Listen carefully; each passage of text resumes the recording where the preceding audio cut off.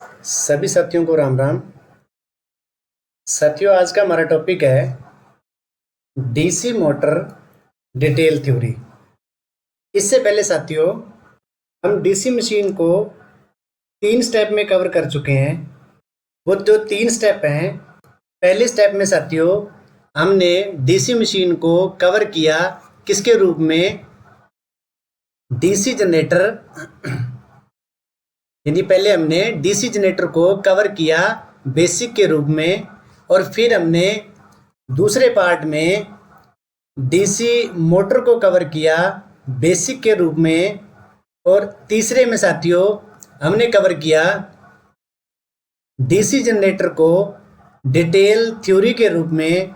और आज हमारा जो ये चौथा पार्ट है, इस पार्ट में हम क्या कवर कर रहे हैं? डीसी मोटर को कवर कर रहे हैं। किसमें साथियों?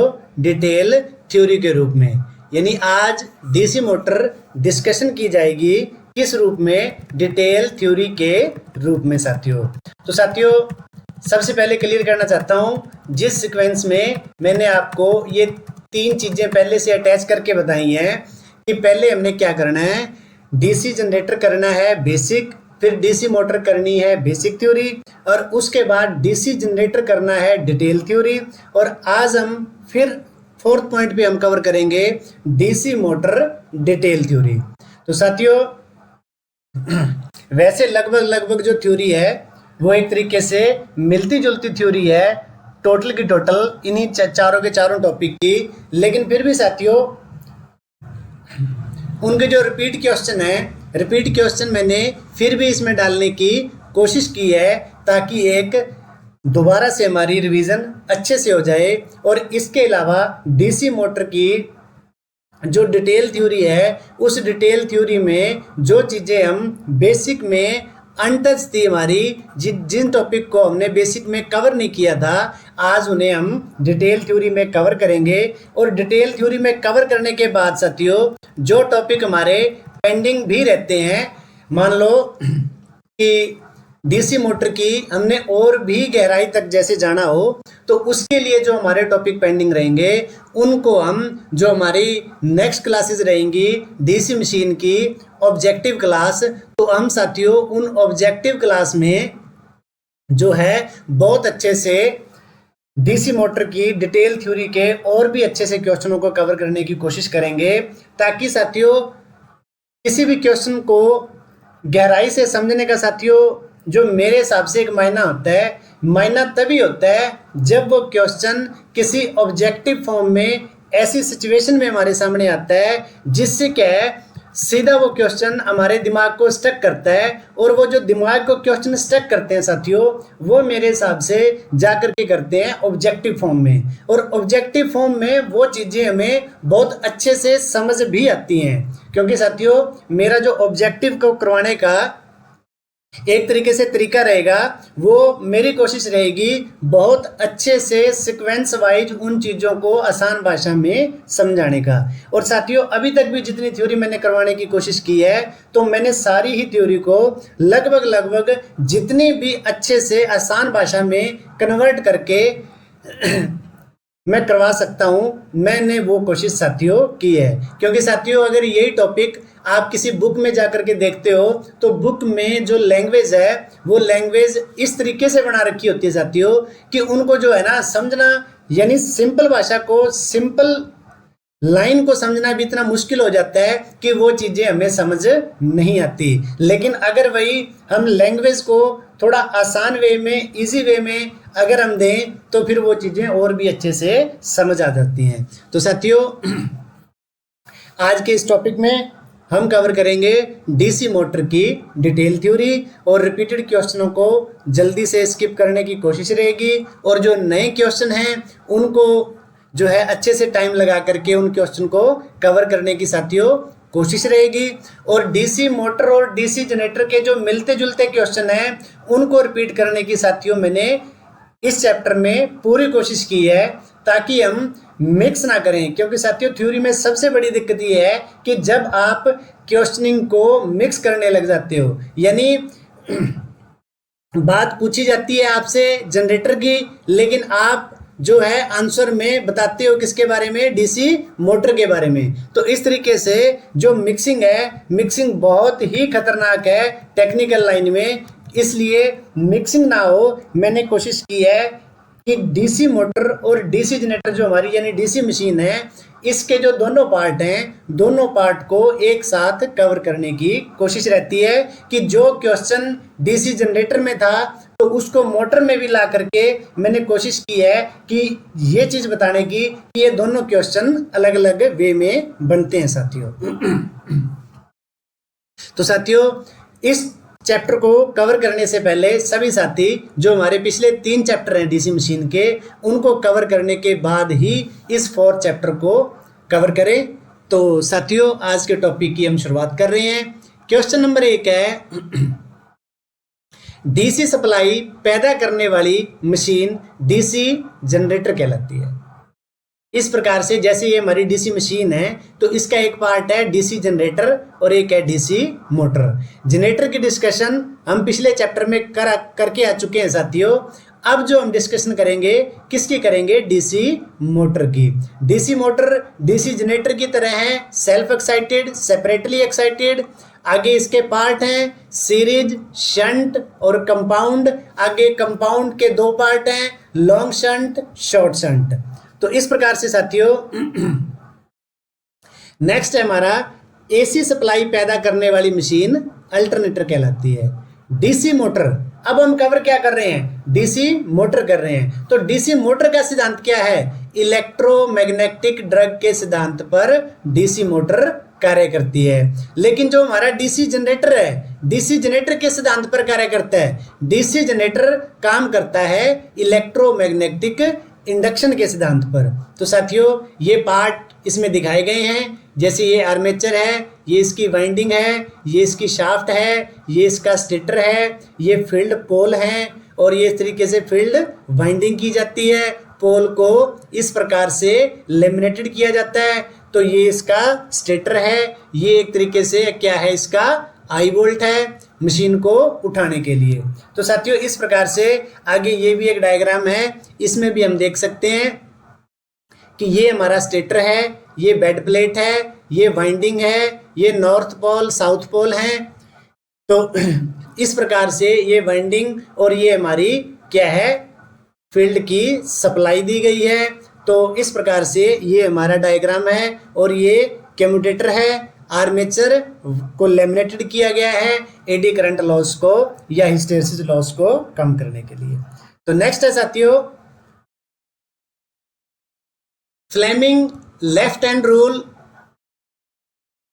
लेफ्ट हैंड रूल किसके लिए, डीसी मोटर के लिए। राइट हैंड रूल जनरेटर के लिए। छोटे आकार का डीसी जनरेटर डायनामो कहलाता है। लेफ्ट हैंड रूल के अनुसार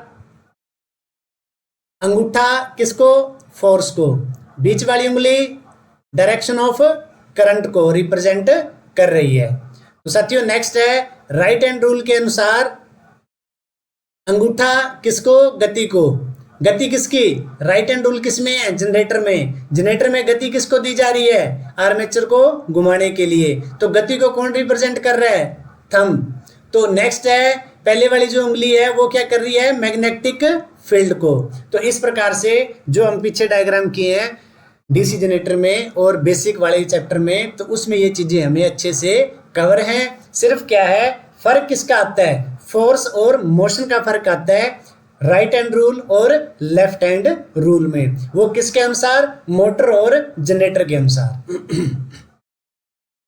नेक्स्ट है ब्रश के द्वारा करंट बाहरी परिपथ को भेजा जाता है। अगर जनरेटर का केस है तो भेजा जाता है, जनरेटर में पैदा होने वाले करंट को बाहर भेजा जाता है। अगर मोटर का केस है तो बाहर से जो सप्लाई होती है उसको आर्मेचर के अंदर दिया जाता है। किसके द्वारा, ब्रश के द्वारा, कार्बन ब्रश के द्वारा। तो यानी आपने क्वेश्चनिंग को भी ध्यान में रखना है कि करंट बाहर आ किस स्थिति में रहा है, जनरेटर वाले केस में, जा किस केस में रहा है, मोटर वाले केस में।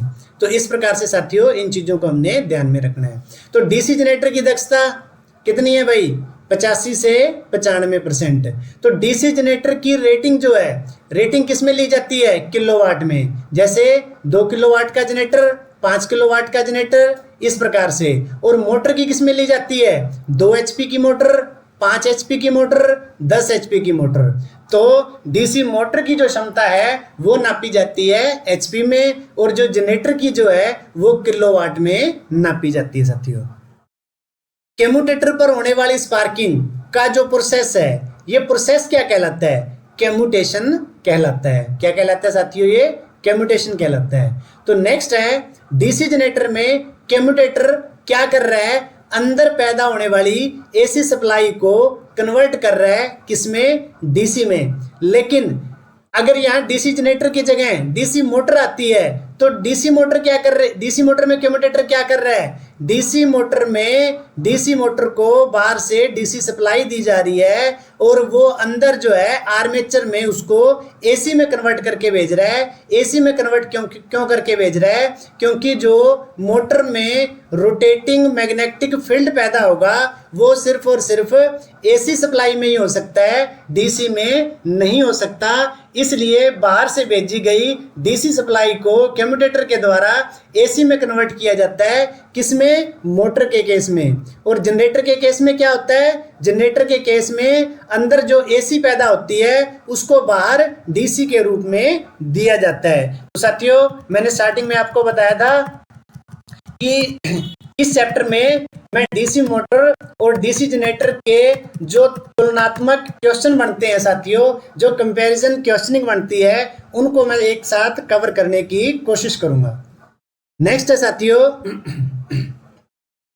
एसी को डायरेक्ट एसी के रूप में बदलना है तो slip ring, AC to DC commutator या स्लिप रिंग। आगे साथियों बड़ा इंपॉर्टेंट क्वेश्चन है, नो वोल्ट कॉइल। एनवीसी क्या होती है? No volt coil. इसका काम क्या होता है साथियों? साथियों जैसे आपने देखा होगा कि हमारे घरों में जो सबमर्सिबल मोटर होती है, तो सबमर्सिबल मोटर में क्या होता है? जैसे सप्लाई दी हमने, मोटर क्या है? मोटर चालू होगी। मोटर चालू होने के बाद कुछ टाइम बाद क्या हो जाता है? हमारी जो है सप्लाई जो है कट हो जाती है, यानी लाइट चली जाती है, लाइट कट हो जाती है। तो उसके बाद लाइट कट होने के बाद जब सप्लाई दोबारा आती है तो ये मोटर जो है ना ऑटोमेटिक नहीं चलती। वैसे वो अलग केस है कि खेतों में आजकल ऑटोमेटिक लगाए जाते हैं जिससे मोटरें चलती रहती हैं। लेकिन क्या होता है कि जो घरों में नॉर्मल सबमर्सिबल हैं उनमें जो है सप्लाई आने के बाद ये मोटर दोबारा नहीं चलती। क्यों नहीं चलती? क्योंकि इसमें नो वोल्ट कॉइल लगाई जाती है। ये नो वोल्ट कॉइल क्या कर रही है साथियों? ये नो वोल्ट कॉइल क्या करती है? जब आप इसको, जो इसका एक तरीके से ग्रीन बटन है उसको जाके आपने प्रेस किया, इसको ये कॉइल जा करके कॉन्टैक्टर के साथ डायरेक्ट अटैच हो जाती है। लेकिन जैसे सप्लाई फेल होती है, सप्लाई फेल होने के बाद इधर एक स्प्रिंग अटैच होता है, जो स्प्रिंग इसको वापसी खींच करके अपनी पोजीशन में ला करके इन दोनों कॉन्टैक्टरों के बीच क्या कर देता है? एक गैप कर देता है। अब दोबारा ये कॉन्टैक्टर तभी जाकर के अटैच होएगा जब आप दोबारा जाकर के इस ग्रीन बटन को प्रेस करोगे, और प्रेस होने के बाद ये दोबारा इसके साथ अटैच होएगा। तो यानी सप्लाई जाने के बाद ये बीच का मैग्नेटिक फील्ड खत्म हो जाता है और स्प्रिंग इसको वापसी खींच लेता है। तो इस प्रकार से नो वोल्ट कॉइल सप्लाई दोबारा आने पर मोटर को समय चालू नहीं होने देती। तो यानी ये काम किसका है? नो वोल्ट कॉइल का। यानी सप्लाई जा करके जब सप्लाई दोबारा आती है तो दोबारा उसको चालू नहीं होने देती। कौन?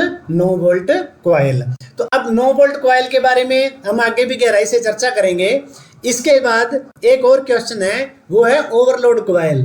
अब क्या है? ओवरलोडिंग के कारण या ओवर वोल्टेज के कारण या किसी शॉर्ट सर्किट के कारण मोटर क्या है? हीट हो रही है। जब मोटर हीट होती है तो हीट होने पे जो ओवरलोड कॉइल है ये हीटिंग सिद्धांत पर कार्य करके क्या करती है? मोटर को ऑटोमेटिक ट्रिप करवाने का काम करती है। किसकी तरह? एमसीबी और फ्यूज की तरह। बात समझ आई भाई? मोटर की प्रोटेक्शन कौन कर रही है? Overload coil. एक तरीके से 9 वोल्ट कॉइल भी प्रोटेक्शन कर रही है, क्योंकि सप्लाई जाने के बाद हो सकता है सप्लाई 2 फेज आए या एक तरीके से कह लें डिम आए, तो उस केस में क्या होता है, 9 वोल्ट कॉइल भी एक प्रोटेक्शन का काम करती है। तो अब जो है 9 वोल्ट जो कॉइल है ये है मैग्नेटिक इफेक्ट के सिद्धांत पर। यानी मैंने आपको पिछले क्वेश्चन में बताया था कि जो ये कॉन्टैक्टर हैं, ये कॉन्टैक्टर अटैच रहते हैं चलती सप्लाई में, किसके कारण? मैग्नेट के कारण, कि मैग्नेट इन कॉन्टैक्टर को बना करके रखता है। जैसे सप्लाई चली जाती है तो सप्लाई जाने के बाद ये कॉन्टैक्टर अलग अलग हो जाते हैं, क्योंकि इनके बीच मैग्नेट नहीं बसता। तो इस प्रकार से जो 9 वोल्ट कॉइल है वो किस सिद्धांत पे काम करती है? मैग्नेटिक इफेक्ट के सिद्धांत पर कार्य करती है। और जो ओवरलोड कॉइल है ये किसके? हीट के सिद्धांत पर कार्य करती है, हीटिंग इफेक्ट के सिद्धांत पर कार्य करती है। तो नेक्स्ट है साथियों, 9 वोल्ट कॉइल सप्लाई के पैरेलल क्रम में जोड़ा जाता है, ओवरलोड कॉइल को सीरीज क्रम में जोड़ा जाता है। तो साथियों सच्चाई बताऊं तो जो ये कुछ एक ऐसे क्वेश्चन है, इन क्वेश्चन को डिटेल में टाइम लगाने के लिए ही मैंने जो है डिटेल क्लास बनाई है। नहीं तो क्वेश्चन तो हम मैक्सिमम बेसिक में भी काफ़ी कवर कर चुके हैं, लेकिन अब जो ये क्वेश्चन है, ये देखो साथियों, जो ओवरलोड कॉइल है ये फ्यूज की तरह काम कर रही है, और फ्यूज ऑलरेडी किस में कनेक्टेड होता है? सीरीज में कनेक्टेड होता है। इसलिए जो हमारी ओवरलोड कॉइल है वो भी क्या है? सीरीज में कनेक्टेड होती है। अब बात आती है 9 वोल्ट कॉइल की। 9 वोल्ट कॉइल, यहां हमने लिख दिया कि 9 वोल्ट कॉइल के कनेक्शन जो हैं सप्लाई के पैरेलल क्रम में होते हैं।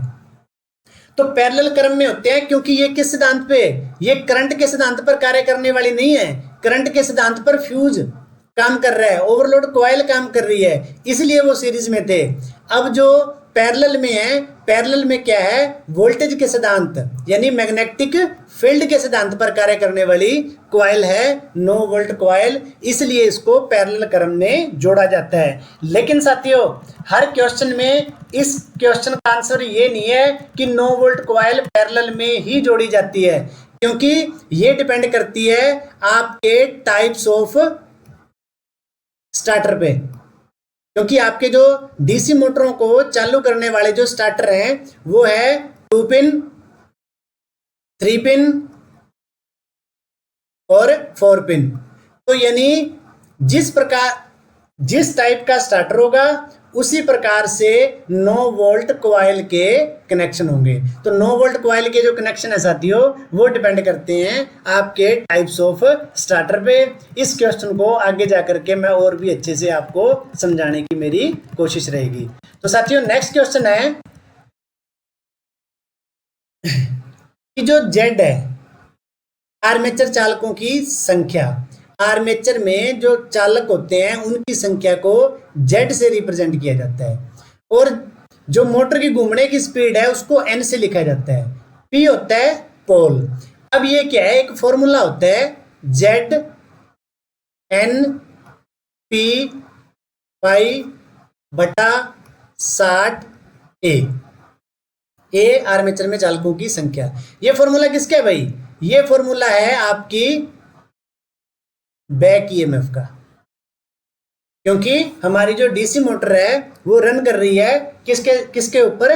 बैक ईएमएफ के ऊपर। अब इस बैक ईएमएफ से हम ये अंदाजा लगा सकते हैं कि जो देखो ये चीजें तो फिक्स हैं भाई, चालक हमने कंस्ट्रक्शन के टाइम बना दिए फिक्स है, पोल हमने कंस्ट्रक्शन के टाइम बना दिया फिक्स है, ये जो है ये भी कंस्ट्रक्शन के टाइम फिक्स है। अब यहाँ चीज एक देखने वाली है कि जो स्पीड है डीसी मोटर की, जो स्पीड है वो बैक ईएमएफ के सीधे अनुपात में है। सीधे अनुपात में मतलब आप जैसे जैसे बैक ईएमएफ को बढ़ाओगे, बैक ईएमएफ जैसे जैसे बढ़ेगी तो मोटर की स्पीड भी क्या है? बढ़ेगी। तो यानी ये फॉर्मूला हमें क्या बता रहा है? ये फॉर्मूला हमें ये बता रहा है कि जो मोटर की जो स्पीड है, जो एन है, किसी भी डीसी मोटर की जो स्पीड है वो बैक ईएमएफ के डायरेक्टली प्रोपोर्शनल होती है। तो नेक्स्ट है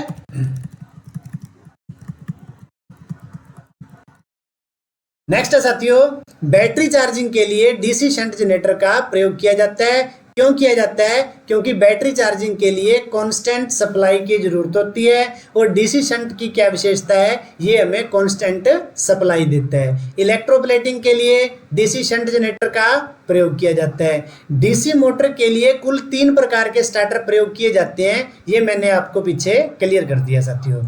आर्मेचर वाइंडिंग एनिमेल्ड कॉपर पदार्थ की बनी होती है। किस चीज की बनी होती है? एनिमेल्ड कॉपर। एनिमेल्ड कॉपर यानी जैसे आपने देखा होगा कि मोटरों की वाइंडिंग के लिए वार्निश के लेप की जो वायर प्रयोग की जाती है, उस कॉपर की वायर प्रयोग की जाती है, उसे क्या कहा जाता है? एनिमेल्ड कॉपर पदार्थ। नेक्स्ट है साथियों, इंटरपोल का कार्य है जो केमुटेशन को कम करना, यानी केमुटेटर पर जो स्पार्किंग पैदा होती है उसको कम करने के लिए किसका प्रयोग किया जाता है? इंटरपोल का प्रयोग किया जाता है। अब इंटरपोल क्या चीज है? देखो, इंटरपोल क्या चीज है? इंटरपोल एक प्रकार की वाइंडिंग है। इंटरपोल आर्मेचर वाइंडिंग के सीरीज क्रम में लगाई जाती है। ये भी एक तरीके से एक वाइंडिंग होती है। इस वाइंडिंग को क्या है? आर्मेचर वाइंडिंग के सीरीज क्रम में जोड़ दिया जाता है। ये क्या करती है? आर्मेचर के ऊपर कम्यूटेटर के ऊपर होने वाली स्पार्किंग को कम करती है। अब वही बात आ जाती है कि जो ये स्पार्किंग है, स्पार्किंग क्यों हो रही है? ये स्पार्किंग पैदा हो रही है एक्स्ट्रा मैग्नीट्यूड के कारण। और ये इंटरपोल क्या कर रहा है? ये इंटरपोल एक अलग से एक्स्ट्रा वाइंडिंग है जो एक्स्ट्रा मैग्नीट्यूड को खत्म करने का काम करती है। पीछे ये चीज हम डिस्कशन कर चुके हैं साथियों। डीसी मोटर की जो स्पीड है वो बैक ईएमएफ के सीधे अनुपात में होती है। अब बैक ईएमएफ कहाँ पैदा होती है? आर्मेचर में। आर्मेचर में कब पैदा होती है? जब आर्मेचर में ईएमएफ पैदा होती है। तो उस टाइम आर्मेचर एक टॉर्क पैदा करता है। उस टॉर्क को हम क्या कहते हैं? बैक ईएमएफ कहते हैं। अब जो ये बैक ईएमएफ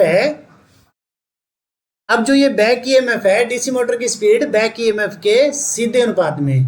डीसी मोटर की स्पीड बैक ईएमएफ के सीधे अनुपात में। तो बैक ईएमएफ कहाँ पैदा हुई? आर्मेचर में। तो अब आर्मेचर का जो कंट्रोल है वो किसमें है? आर्मेचर का कंट्रोल है भाई डीसी मोटर की जो स्पीड है वो स्टेटर फ्लक्स के उल्टे अनुपात में। अब क्या है? ये स्टेटर है भाई, इसके अंदर वाइंडिंग है, इसके अंदर आर्मेचर है। आर्मेचर में सप्लाई पैदा हुई तो क्या पैदा होगी? बैक ईएमएफ पैदा होगी। अब ये बैक ईएमएफ को कंट्रोल कौन कर सकता है? ये स्टेटर से आने वाला फ्लक्स। अगर आप इस स्टेटर में बनने वाले फ्लक्स को अगर आप कम करते हो तो बैक ईएमएफ बढ़ जाएगी। बैक ईएमएफ बढ़ेगी तो स्पीड बढ़ेगी। दूसरा केस, अगर आप स्टेटर में फ्लक्स को मजबूत कर देते हो, ज़्यादा कर देते हो, तो अगर आप स्टेटर के फ्लक्स को ज़्यादा करोगे तो बैक ईएमएफ कमज़ोर हो जाएगी, क्योंकि ये इसी से तो कंट्रोल हो रही है ना। तो इससे ये क्या हो जाएगी? कम हो जाएगी। अगर बैक ईएमएफ कम होएगी तो मोटर की स्पीड कम हो जाएगी। तो ये है कि डीसी मोटर की स्पीड स्टेटर फ्लक्स के उल्टे अनुपात में, यानी स्टेटर फ्लक्स अगर बढ़ेगा तो वो उल्टी हो जाएगी। क्या? स्पीड कम हो जाएगी। क्यों? क्योंकि स्टेटर फ्लक्स से बैक ईएमएफ कम हुआ है और बैक ईएमएफ से मोटर की स्पीड कम हुई है साथियों। तो नेक्स्ट है, डीसी सीरीज मोटर में फील्ड वाइंडिंग आर्मेचर के सीरीज क्रम में जुड़ी होती है। तो ये सेम टू सेम डायग्राम हम जो है बेसिक में कवर कर चुके हैं। तो साथियों, जैसे जो हमारी ये जितनी भी इलेक्ट्रिकल मोटर्स हैं, इनमें जो हमारी डीसी मोटर है, डीसी में एक है हमारी shunt motor, series motor, compound motor, separately excited और permanent magnet DC motor. Next है साथियों, ये हमारी सीरीज मोटर, यानी ये आपका स्टेटर वाली ये वाइंडिंग है, आर्मेचर वाली ये वाइंडिंग है। ये दोनों वाइंडिंग क्या है? सीरीज क्रम में जुड़ी हुई है। ठीक है, यहां से आप डीसी सप्लाई दे रहे हो। देखो, अगर तो सप्लाई अंदर जा रही है तो समझो वो क्या है? मोटर है भाई। अगर सप्लाई इस तरीके से बाहर आ रही है तो समझो वो क्या आपका जनरेटर है। नेक्स्ट है शंट मोटर में फील्ड वाइंडिंग। फील्ड वाइंडिंग होगी भाई ये कौन सी वाइंडिंग है? स्टेटर वाली वाइंडिंग है। फील्ड वाइंडिंग ये है घूमने वाले भाग वाली वाइंडिंग, आर्मेचर वाइंडिंग। जब फील्ड वाइंडिंग और आर्मेचर वाइंडिंग दोनों किस क्रम में जुड़ी हुई है भाई? दोनों पैरेलल क्रम में जुड़ी हुई हैं। तो ये कौन सी मोटर है आपकी? शंट मोटर है भाई। नेक्स्ट है 2 पिन स्टार्टर सीरीज मोटर के लिए प्रयोग होता है। जैसे साथियों हम ऊपर करके आए हैं कि हमारी मोटर अलग अलग प्रकार की हैं। एक हमारी मोटर सीरीज मोटर है, एक शंट मोटर है, एक कंपाउंड मोटर है। तो तीनों मोटरों को चलाने के लिए जो स्टार्टर प्रयोग होते हैं वो भी साथियों अलग अलग होते हैं। तो नेक्स्ट है लंबे समय तक ऊर्जा प्रदान करने वाले एक्टिव एलिमेंट कहलाते हैं। यानी जो हमें सप्लाई देते हैं वो होते हैं एक्टिव एलिमेंट, और जो पावर की खपत करते हैं वो होते हैं हमारे पैसिव एलिमेंट। इन जो ये इस तरीके की डेफिनेशन है एक्टिव की, पैसिव की, सोर्स की, ये साथियों एक अलग से चैप्टर में बहुत अच्छे से डिटेल में भी करवाए जाएंगे। फिलहाल के लिए आप इतना समझो कि लंबे समय तक जो हमें ऊर्जा देते हैं वो है हमारे एक्टिव एलिमेंट, और जो ऊर्जा की खपत करते हैं जैसे इंडक्टर, रजिस्टर, तो जो खपत करते हैं वो होते हैं हमारे पैसिव एलिमेंट। अब है आदर्श एम्पियर मीटर का प्रतिरोध क्या होता है भाई? 0 होता है। अब क्या होता है, कोई अच्छे से अच्छा, आदर्श क्या हो गया? अच्छे से अच्छा एम्पियर मीटर ने लगना है सीरीज में, तो उसका आंतरिक प्रतिरोध क्या होना चाहिए भाई? कम से कम होना चाहिए, नहीं तो वो सीरीज में लगेगा और सीरीज में तो वो सारे के सारे करंट को वो एम्पियर मीटर ही ब्लॉक कर देगा। इसलिए एम्पियर मीटर का आंतरिक प्रतिरोध क्या होता है? 0 होता है। लेकिन आदर्श करंट सोर्स का आंतरिक प्रतिरोध अनंत होता है। अब मान लो कोई सोर्स है, सोर्स माने फॉर एग्जांपल कोई आपकी बैटरी है। अब ये क्या है? एक करंट का सोर्स है। अब इसका जो आंतरिक प्रतिरोध है वो क्या है? अनंत होना चाहिए। क्यों अनंत होना चाहिए भाई? एक टाइम तो ऐसा था कि आपके इस सोर्स पे 20 एम्पियर लोड हमने चला रखा था, लेकिन अगले पल हमने क्या किया? इस पूरे के पूरे लोड को रिमूव करके क्या कर दिया? 0 एम्पियर कर दिया। अब इस केस में क्या होगा भाई? देखो अगर सारा का सारा करंट आपने लेना ही बंद कर दिया तो उसको रोकेगा कौन? रोकेगा आपका सोर्स। और सोर्स में कौन रोकेगा उसका? इसका इंटरनल जो रेजिस्टेंस है वो इसको कंट्रोल करेगा कि आगे अब जो है करंट की जरूरत नहीं है। तो करंट अगर लोड पे करंट 0 हो गया तो सारे के सारे करंट को कंट्रोल करने के लिए इसके प्रतिरोध को क्या रखना पड़ता है? अनंत रखना पड़ता है। अगर भाई इसको अनंत आप नहीं रखोगे तो आपका ये इक्विपमेंट डैमेज हो जाएगा। अब दूसरा केस आदर्श वोल्ट मीटर। अब वोल्ट मीटर लगना है पैरेलल में, ठीक है, तो उसका प्रतिरोध ज्यादा से ज्यादा होना चाहिए, ठीक है। तो आदर्श माने अच्छे से अच्छा, जो खपत क्या है जिसकी 0 हो, यानी आदर्श वोल्ट मीटर का आंतरिक प्रतिरोध अनंत होता है। आदर्श सोर्स अब कौन सा है? ये आदर्श सोर्स है भाई, ये वोल्टेज सोर्स। ऊपर वाला था आदर्श करंट सोर्स। अब आदर्श वोल्टेज सोर्स में क्या है? मान लो कि पहले किसी सोर्स से कोई बैटरी है, उससे हमने जो वोल्टेज ले रखी थी, ठीक है, मतलब आदर्श वोल्टेज सोर्स से पहले हमने जो वोल्टेज ले रखी थी वो ले रखी थी 50 वोल्ट। लेकिन अब क्या हुआ? लोड एकदम से हमने दूसरे केस में क्या कर दिया? इसको कर दिया सिर्फ 5 वोल्ट। अब जो 45 वोल्ट कम हुआ है, तो अब इस 45 वोल्ट को कम करके स्टोर करके कौन रखेगा? आपका वोल्टेज सोर्स। लेकिन अगर आप इसका प्रतिरोध ज्यादा रख दोगे, अगर इसका प्रतिरोध ज्यादा रख दोगे तो जो ये वोल्टेज इसकी स्टोरेज है, ये स्टोरेज में ड्रॉप आ जाएगा। मतलब इसकी चार्ज एक तरीके से जो इसकी चार्जिंग कैपेसिटी है वो क्या हो जाएगी? डाउन हो जाएगी, कम हो जाएगी। इसलिए वोल्टेज सोर्स का तो प्रतिरोध रखा जाता है 0 ताकि वोल्टेज ड्रॉप ना हो, और आदर्श करंट सोर्स का रखा जाता है अनंत ताकि लोड 0 होने पे वो उस करंट को अपने अंदर एक तरीके से रोक सके। तो इस प्रकार से ये साथियों हमारे क्वेश्चन थे जिनको हमने कवर किया है। तो नेक्स्ट चलते हैं साथियों, स्टेटर फ्लक्स आर्मेचर करंट के सीधे अनुपात में होता है। स्टेटर फ्लक्स, ठीक है, आर्मेचर करंट। अब आर्मेचर में पैदा होने वाला जो करंट है वो स्टेटर फ्लक्स के सीधे अनुपात में, यानी जैसे जैसे आप स्टेटर के फ्लक्स को बढ़ाओगे तो आर्मेचर में पैदा होने वाला करंट भी उसी अनुपात में बढ़ेगा। कहने का मतलब क्या है, सीधे अनुपात में। सीधे अनुपात में मतलब जैसे जैसे जितना जितना वो बढ़ेगा उतना उतना ही वो बढ़ेगा, माने वो उसके सीधे अनुपात में ही बढ़ेगा। बराबर होना अलग बात है, सीधे अनुपात में बढ़ना साथियों अलग बात है। नेक्स्ट है जो आपका स्टार्टर होता है, स्टार्टर के जो स्टड होते हैं, जो कंडक्टर होते हैं, वो किस चीज के बनाए जाते हैं, पित्तल के। स्टड कंडक्टर क्या होते हैं भाई, जिस पॉइंट पे नट बोल्ट के साथ आप वायर को टाइट करते हो ना, ठीक है, स्टार्टर के, वो क्या कहलाते हैं, स्टड कहलाते हैं। जैसे स्विच के कंडक्टर हैं, अब स्विच के भी कंडक्टर होते हैं, ठीक है, बैक साइड जिनको हम टाइट करते हैं। तो इस प्रकार से स्टार्टर के जो स्टड है वो किस चीज के बनाए जाते हैं, पित्तल के बनाए जाते हैं। नेक्स्ट है करंट और वोल्टेज का कोसाइन एंगल क्या कहलाता है, पावर फैक्टर कहलाता है।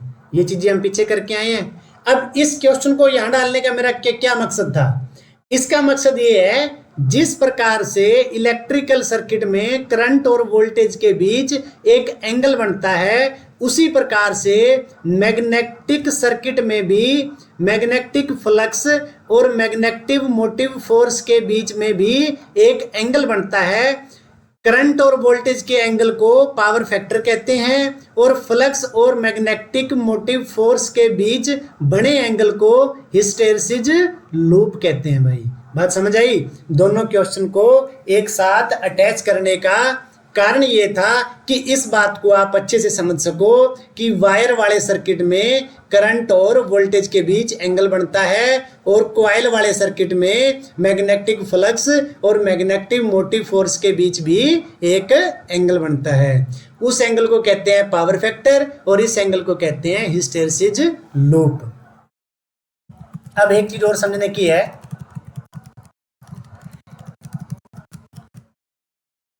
यहां शब्द आया हिस्टैरिसीस लूप, एक शब्द आता है हिस्टैरिसीस लॉसेज। साथियों जब ये लूप बिगड़ता है, यानी फ्लक्स और मैग्नेटिक मोटिव फोर्स का जब एंगल थोड़ा बहुत आपस में बिगड़ता है, तो इस एंगल के बिगड़ने के कारण हमारा मैग्नेटिक सर्किट में क्या होता है, पावर लॉस होता है। भाई क्या होता है, पावर लॉस होता है। पावर लॉस, उस पावर लॉस के कारण क्या होता है कि कुछ अमाउंट ऑफ एनर्जी जो है वो वेस्टेज होने लग जाती है।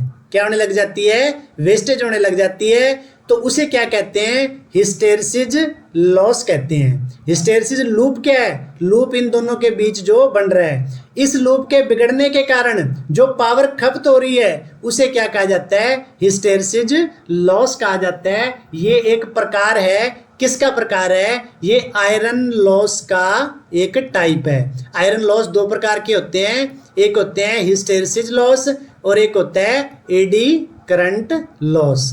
अब एडी करंट लॉस क्या होता है, इसको भी थोड़ा समझते हैं कि अब लूप बिगड़ रहा है, उसके कारण जो लॉस हो रहा है वो तो हिस्टैरिसीस लॉस है।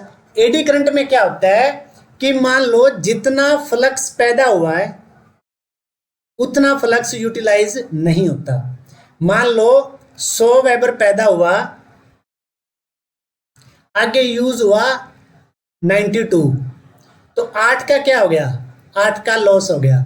तो जो ये लॉस फ्लक्स की लीकेज के रूप में जो लॉस होता है, जिसकी वजह से बॉडी में हीट पैदा होना या ये चीजें होना, यानी I²R पैदा होना, ठीक है, तो जो लॉस होता है वो लॉस क्या कहलाता है, एडी करंट लॉस कहलाता है। तो साथियों इस प्रकार से उम्मीद है कि आपको हिस्टैरिसीस लॉस और एडी करंट लॉस अच्छे से समझ आ गया होगा। तो नेक्स्ट है साथियों माइका। माइका की डाइलेक्ट्रिक स्ट्रेंथ, माइका की डाइलेक्ट्रिक स्ट्रेंथ कितनी है? 20 से 60 केवी पर एमएम। अब इस शब्द का अर्थ क्या होता है कि जो हमारे इंसुलेटिंग मटेरियल होते हैं उनकी एक डाइलेक्ट्रिक स्ट्रेंथ होती है, मतलब इंसुलेशन बने रहने की एक क्षमता होती है। वो क्या होती है कि आप माइका का मटेरियल लो, इतना मोटा लो कि उसकी मोटाई जो कितनी है 1 mm। अब 1 mm की पावर कितनी है? 1 mm के क्रॉस आपने वोल्टेज अप्लाई कर दी, तो वोल्टेज अप्लाई कर दिया आपने 60, तो भाई 60 वोल्ट इसके बीच से पास नहीं होनी चाहिए। वो 60 वोल्ट को ये 1 mm की मोटाई रोक के रखे। ये इसकी क्या है? डाइलेक्ट्रिक स्ट्रेंथ होती है। ये इसकी एक तरीके से कैपेसिटी होती है, किस चीज की? इंसुलेटिंग मटेरियल बने रहने की। लेकिन भाई अगर आप 70 अप्लाई करोगे तो 70 इसमें से क्रॉस हो जाएगा। क्यों? क्योंकि इसकी क्षमता कितने तक की है? 60 तक की है। वो अलग बात है कि 20, 30, 40, 50 ये रेशियो भी हो सकता है मटेरियल मैन्युफैक्चरिंग के हिसाब से। तो इस प्रकार से हमारे जो कुचालक पदार्थ हैं उनकी जो डाइलेक्ट्रिक स्ट्रेंथ है वो अलग अलग रहती है। सूखी हवा की 3 kV पर mm, ठीक है। एबोनाइट की 30 से 40, माइका 20 से 60, बेकेलाइट 17-21, पेपर की 1 से 10, पेपर वार्निश की 16 से 40, पोर्सलिन की 15 kV पर mm, रेजिन की 12। तो इस प्रकार से ये इंसुलेटिंग प्रॉपर्टियां थी माइका की, जैसे 20 से 40, और वार्निश जो ऑयल होता है जो मोटरों की उसमें डाला जाता है उसका 30 से 40। तो इस प्रकार से साथियों नेक्स्ट क्वेश्चन है जो कि हम ऑलरेडी कर चुके हैं। कार्बन ब्रश जो है वो 66% घिस जाने से, मैंने जनरेटर वाले डिटेल चैप्टर में आपको उदाहरण दिया था एक, ठीक है। तो 66% घिस जाने से क्या है? बदलने चाहिए, और 33% रह जाने से भी उसको बदल देना चाहिए। बात एक ही है दोनों ही चीजों में। नेक्स्ट है ओवरलोड कॉइल सप्लाई के श्रेणी क्रम में जोड़ी जाती है। भाई ओवरलोड कॉइल फ्यूज की तरह होती है, उसको हमेशा किस क्रम में लगाया जाता है? ओवरलोड कॉइल को सप्लाई के सीरीज क्रम में लगाया जाता है। तो इस प्रकार से नेक्स्ट है DC series motor.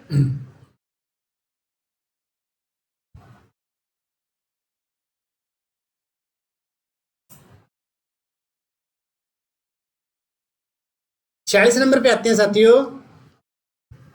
DC series motor को बिना लोड नहीं चलाना चाहिए। डीसी सीरीज मोटर की गति बिना भार अनंत माने बहुत ज्यादा होती है। लोड रहित अवस्था में बैक ईएमएफ का मान अधिक हो जाता है, इसलिए बैक ईएमएफ ज्यादा है तो डीसी मोटर की स्पीड भी ज्यादा होती है। नेक्स्ट है डीसी मोटर अगर झटके से चालू होती है तो जो स्टार्टर के कॉन्टैक्टर हैं वो सही नहीं लगे हुए। नेक्स्ट है साथियों ओवरलोड जो कॉइल है वो थर्मल के माने हीट के सिद्धांत पर कार्य करती है। नेक्स्ट है डीसी 3 पिन स्टार्टर में प्रतिरोध बना होता है किस पदार्थ का? यूरेका पदार्थ का।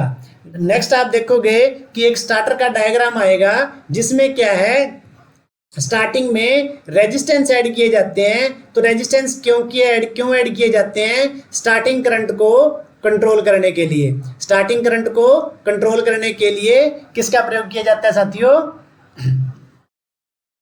प्रतिरोध का। और ये प्रतिरोध किस पदार्थ का बना होता है? यूरेका पदार्थ का बना होता है। बैक ईएमएफ बढ़ने से डीसी मोटर की गति बढ़ती है, ये बात हम ऑलरेडी कवर कर चुके हैं। पावर हाउस में प्रयोग किए जाने वाले स्विच क्या है? नाइफ स्विच है। डीसी मोटर में फील्ड की लपेट बढ़ने से गति घटती है। देखो क्या हो गया, कैसे घट रही है कि डीसी मोटर में फील्ड की लपेट बढ़ने से गति घटती है। इस बात को समझो। फील्ड की लपेट, फील्ड कहाँ होती है? स्टेटर में। इसकी लपेट बढ़ा दी। लपेट माने पहले नंबर ऑफ टर्न थी 10, अब आप कर दी बढ़ा करके 20। तो पहले फ्लक्स पैदा हो रहा था 10 में, अब फ्लक्स पैदा हो रहा है 20 में, तो फ्लक्स बढ़ गया। तो स्टेटर का फ्लक्स जैसे बढ़ेगा तो आर्मेचर के अंदर बढ़ने वाली बैक ईएमएफ को क्या करेगा, ये कम करेगा। अगर बैक ईएमएफ कम होएगी तो मोटर की स्पीड कम होएगी। तो यही बात लिखी हुई है ना, डीसी मोटर में फील्ड की लपेट बढ़ने से गति घटती है। क्यों घटी? क्योंकि फील्ड ने फ्लक्स बढ़ाया, फ्लक्स से बैक ईएमएफ कम हुआ, बैक ईएमएफ से मोटर की स्पीड कम हुई। नेक्स्ट है साथियों, डीसी सीरीज मोटर के लिए 2 पिन स्टार्टर का प्रयोग किया जाता है। तो साथियों हम थोड़ा अच्छे से कवर करते हैं स्टार्टर के टाइप को। पहले है साथियों 2 पिन स्टार्टर। ये किसके लिए होता है भाई? डीसी सीरीज मोटर के लिए। 3 पिन स्टार्टर डीसी शंट और कंपाउंड दोनों के लिए। 4 पिन स्टार्टर डीसी शंट और कंपाउंड दोनों के लिए। पहली बातें तो ये सब देखो। सबसे पहली बात है कि स्टार्टर का प्रयोग क्यों किया जाता है? स्टार्टिंग करंट को कंट्रोल करने के लिए। स्टार्टिंग करंट कंट्रोल किसके द्वारा हुआ? हमने यूरेका के जो प्रतिरोध प्रयोग किए। इसके बाद हमने एक NVC 9 वोल्ट कॉइल यूज की स्टार्टर में। उसका काम क्या था? सप्लाई जाने के बाद सप्लाई आए तो वो मोटर चालू ना हो। तीसरा हमने एक ओवरलोड कॉइल यूज की। ओवरलोड कॉइल यूज की जो क्या है, स्टार्टर में MCB माने फ्यूज का कार्य कर रही है। ठीक है साथियों, अब बात आती है कि मोटर के जो प्रकार हैं, मोटर के प्रकार भाई अलग अलग प्रकार हैं। मोटर के हमारे प्रकार अलग अलग प्रकार हैं। तो अब अलग अलग प्रकार के जो हमारे मोटरें हैं उनके स्टार्टर भी अलग अलग प्रकार के हैं। जैसे 2 पिन स्टार्टर है सिर्फ सीरीज के लिए, और 3 पिन और 4 पिन शंट और कंपाउंड दोनों के लिए है। अब बात आती है नेक्स्ट इंपॉर्टेंट। साथियों यहाँ एक थोड़ा मिस्टेक है कि जो ये टेक्स्ट है ये सेम एज कॉपी पेस्ट हो रखा है। इसमें जो एक मिस्टेक है सिर्फ इस लाइन की, क्योंकि इसमें कनेक्शन चेंज होते हैं, इसलिए मैंने ये एडवांस भी इसमें लिख रखा है और आप अपने नोट्स में भी अलग से नोट कर लो। और वैसे मैं अब बहुत अच्छे से कोशिश करूंगा इस चीज़ को समझाने की। पहले है 2 पिन स्टार्टर। सीरीज मोटर के लिए प्रयोग होता है। 2 पिन स्टार्टर में प्रायः कोई ओवरलोड सुरक्षा युक्ति प्रयोग नहीं होती, मतलब ओवरलोड कॉइल प्रयोग नहीं होती। अब क्या है इसमें, क्या है 2 पिन में 9 वोल्ट कॉइल कहाँ लगेगी, 3 पिन में 9 वोल्ट कॉइल कहाँ लगेगी, और 4 पिन में 9 वोल्ट कॉइल कहाँ लगेगी? बहुत ही मोस्ट इंपॉर्टेंट क्वेश्चन है ये। अब इसको समझने की जरूरत है। पहले आते हैं 2 पिन में। 2 पिन में आर्मेचर वाइंडिंग और फील्ड वाइंडिंग के सीरीज में लगेगी भाई। किस में लगेगी? फील्ड वाइंडिंग ये होगी, आर्मेचर वाइंडिंग ये होगी। ठीक है, तो इसके क्या लगेगी? सीरीज में लगेगी। क्या लगेगी आपकी? 9 वोल्ट कॉइल। मतलब वैसे आप चाहे इसको कॉइल की फॉर्म दे दो या एक स्विच की फॉर्म दे दो। तो 9 वोल्ट कॉइल कहाँ लगी? 9 वोल्ट कॉइल लगी किसमें? आर्मेचर वाइंडिंग और फील्ड वाइंडिंग के सीरीज क्रम में। ये कौन सा केस है? ये केस है भाई, ये किसका डायग्राम है? ये सीरीज मोटर का डायग्राम है। और सीरीज मोटर में कौन सा स्टार्टर प्रयोग होता है? 2 पिन स्टार्टर। और 2 पिन स्टार्टर में 9 वोल्ट कॉइल कहाँ लगती है? आर्मेचर वाइंडिंग और फील्ड वाइंडिंग के सीरीज में। बहुत आसान। ठीक है, अब आते हैं नेक्स्ट। आगे साथियों 3 पिन में 3 पिन। अब 3 पिन जो है वो प्रयोग हो रहा है किसके लिए? शंट के लिए भी और कंपाउंड के लिए भी। ठीक है, तो अब एक डायग्राम के थ्रू देखते हैं हम। 3 पिन में क्या किया जाता है? ये आपकी आर्मेचर है, ये आपकी शंट फील्ड है। तो क्या किया जाता है? 9 वोल्ट कॉइल को यहां अटैच किया जाता है। 9 वोल्ट कॉइल को देखो शंट के लिए प्रयोग होती है। ठीक है, तो शंट के लिए प्रयोग होती है तो इसको कहाँ लगाया जाता है? इसको लगाया जाता है शंट वाइंडिंग के सीरीज क्रम में। शंट वाइंडिंग ये रही इसके सीरीज क्रम में। क्यों लगाया जाता है? ये 9 वोल्ट कॉइल तब तक ही काम करे, ठीक है, तब तक ही ऑन रखे जब तक आपकी फील्ड वाइंडिंग में सप्लाई मौजूद है। जैसे इसमें सप्लाई फेल हो, ये इसको कट करके आप जो है सर्किट को ट्रिप करवाने का, मोटर को बंद कराने का काम करे। तो पहले में क्या था? आर्मेचर और फील्ड के सीरीज में, और नेक्स्ट है 3 पिन में शंट के सीरीज में। शंट के यानी शंट फील्ड वाइंडिंग के सीरीज में लगाया जाता है 9 वोल्ट कॉइल को। और तीसरे में क्या है भाई? तीसरे में है, तीसरा पार्ट है आपका कंपाउंड। कंपाउंड में क्या है? कंपाउंड में आपके पास सीरीज वाइंडिंग भी है, आर्मेचर वाइंडिंग भी है और आपकी शंट वाइंडिंग भी है। तो इस केस में क्या होता है भाई? इस केस में जो 9 वोल्ट कॉइल लगाई जाती है, इस केस में 9 वोल्ट कॉइल सप्लाई के पैरेलल में, ये आपकी सप्लाई है मोटर को दी जाने वाली, सप्लाई के पैरेलल में इस पॉइंट पे क्या लगाई जाती है? 9 वोल्ट कॉइल लगाई जाती है।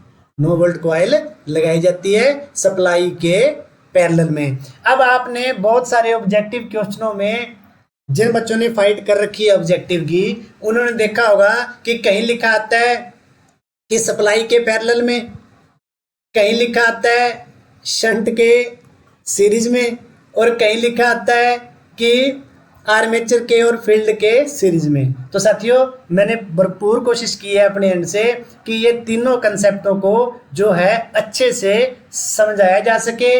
आप नोट कर लेना अपने नोट्स में कि सीरीज में किस केस में, शंट में किस केस में, और 4 पॉइंट में किस केस में कैसे जुड़ी होती है ये चीज। नेक्स्ट है बैक ईएमएफ का अधिकतम मान मुख्य ईएमएफ के बराबर होता है। 3 पिन स्टार्टर में स्टड बने होते हैं कठोर पीतल के। डीसी जनरेटर यांत्रिक ऊर्जा को विद्युत में बदलता है। डीसी सप्लाई पैदा करने वाला DC generator, alternator, dynamo, induction के सिद्धांत पर left hand rule, right hand rule, क्षेत्रभाग स्टेटर कास्ट स्टील के बने होते हैं। ये लगभग रिपीट क्वेश्चन है भाई। स्टेटर का कार्य चुंबकीय रेखाओं को रास्ता प्रदान करना होता है। न्यूनतम पोलों की संख्या 2, ये हम डिटेल जनरेटर में कवर कर चुके हैं। मैक्सिमम 8 फील्ड पोल कास्ट स्टील के बने होते हैं। आर्मेचर सिलिकॉन स्टील की पत्तियों का बना होता है। आर्मेचर को लेमिनेटेड किया जाता है एडी करंट और हिस्टेरिसिस लॉस को कम करने के लिए। ये दोनों चीजें मैंने आपको क्लियर करवा दी पहले से। तो बैटरी की ग्रेविटी हाइड्रोमीटर से नापी जाती है। आर्मेचर वाइंडिंग 2 प्रकार की है, lap winding, wave winding. Lap winding में समांतर पथों की संख्या पोलों के बराबर होती है, वेव में 2 के बराबर होती है। कार्बन ब्रश के द्वारा परिपथ को बाहरी भेजा जाता है। तो लगभग ये रिपीटेड क्वेश्चन है साथियों, जो हम पहले से कवर कर चुके हैं। नेक्स्ट है, ये हम पहले कवर कर चुके हैं कि इंटरपोल आर्मेचर वाइंडिंग के सीरीज में लगाई जाती है। डीसी मशीन में होने वाले लॉस, डीसी मशीन में होने वाले loss iron loss, copper loss, यांत्रिक लॉस। अब आयरन लॉस हमारे 2 प्रकार के हैं, एक है हिस्टेरिसिस लॉस और दूसरा है एडी करंट लॉस। दोनों ही केस में आयरन पार्ट ही गर्म होता है, ठीक है। तो इस प्रकार से ये चीज मैंने आपको डिटेल में पीछे समझा दी। तो कॉपर के रेजिस्टेंस के कारण I²R जो पैदा होते हैं वो कॉपर लॉस। यांत्रिक लॉस, यांत्रिक लॉस माने मैकेनिकल लॉस बेरिंग के जाम होने के कारण। नेक्स्ट है, अब जो है शंट मोटर कहाँ प्रयोग होती है, सीरीज मोटर कहाँ प्रयोग होती है, कंपाउंड मोटर कहाँ प्रयोग होती है। तो भाई ये इस प्रकार से आप इन चीजों को याद रख सकते हो, अपने नोट्स बना सकते हो। नेक्स्ट है डिफरेंशियल, इसका प्रयोग कहाँ किया जाता है? प्रयोगशालाओं में, लैब में इसका प्रयोग किया जाता है। अब साथियों, कुछ एक साथियों की ये कंफ्यूजन होगी कि इनकी स्पीड का बढ़ना, स्पीड का कम होना, टॉर्क का बढ़ना, टॉर्क का कम होना, या इनके न्यूमेरिकल कुछ पोर्शन। तो साथियों वो जो चीज़ें हैं, वो जो अपना थर्ड पार्ट रहेगा डीसी मोटर का, उसमें सिर्फ और सिर्फ यही चीज़ें कवर होंगी कि अपना डीसी मोटर से किस प्रकार के न्यूमेरिकल बन सकते हैं, बेसिक लेवल के न्यूमेरिकल कैसे बन सकते हैं, ठीक, सॉरी, बेसिक लेवल के ऑब्जेक्टिव कैसे बन सकते हैं, न्यूमेरिकल लेवल के ऑब्जेक्टिव कैसे बन सकते हैं, और स्पीड टॉर्क वेरिएशन के जो है ऑब्जेक्टिव कैसे बन सकते हैं। तो ये चीज़ मैं आपको डीसी मोटर के थर्ड पार्ट में क्लियर करवा दूंगा साथियों। तो नेक्स्ट है, लोड बढ़ने पर डीसी मोटर का टॉर्क बढ़ता है, डीसी मोटर में कम लोड पर गति अधिक होती है। तो ये चीज़ें साथियों हम पहले से कवर कर चुके हैं, ठीक है। तो डीसी शाफ्ट जो बनी होती है माइल्ड स्टील की बनी होती है। इस प्रकार से नेक्स्ट है, डीसी मोटर इलेक्ट्रो ड्रग के सिद्धांत पर कार्य करती है, लेफ्ट हैंड रूल, और ये चीजें सारी लगभग हम कवर कर चुके हैं। ट्रैक्शन मोटर के लिए कम्यूटेटर में इंसुलेटिंग माइक का प्रयोग होता है, 2 पिन 3 पिन, बैक ईएमएफ का अधिकतम मान मुख्य ईएमएफ के बराबर होता है, स्टार्टर के स्टड लगे होते हैं स्टार्टिंग धारा को कम करने के लिए। तो इस प्रकार से साथियों आज की इस चैप्टर में हमने जो कवर किया है डीसी मोटर को डिटेल थ्योरी के रूप में। तो साथियों इसी प्रकार से जब हम ऑब्जेक्टिव करेंगे तो ऑब्जेक्टिव जो है इस प्रकार से हम 1 बाय 1 हर ऑब्जेक्टिव को भी अच्छे से कवर करेंगे, उसके बैकअप की थ्योरी के साथ साथ कवर करेंगे।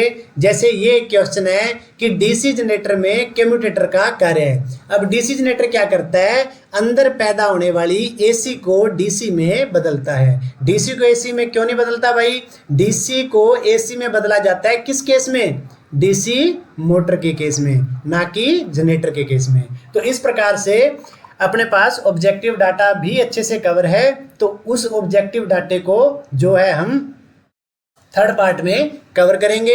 जैसे ये है डीसी सीरीज मोटर का स्टार्टिंग टॉर्क क्या होता है भाई, बहुत अधिक होता है। शंट मोटर की स्पीड क्या होती है, कांस्टेंट होती है। तो इस प्रकार से हम जो है सभी जितनी भी थ्योरी हमने कवर की है, ये सारी की सारी थ्योरी जो है ऑब्जेक्टिव एंगल से भी साथियों हम बहुत अच्छे से कवर करेंगे। लेकिन थ्योरी को साथियों एक ही बार में करना मेरे हिसाब से गलत है, स्टेप बाय स्टेप दिमाग में बैठ जाती है, और जो नया डाटा कैप्चर करने की जो दिमाग की कैपेबिलिटी होती है वो भी साथियों एक सीमित होती है। एक ही दम से एक ही क्लास में सारा का सारा डाटा फीड करना दिमाग में काफ़ी मुश्किल होता है। तो इस तरीके से हम सीक्वेंस वाइज बहुत अच्छे से इन चीज़ों को कवर करेंगे। तो साथियों आज के इस चैप्टर में इतना ही, धन्यवाद।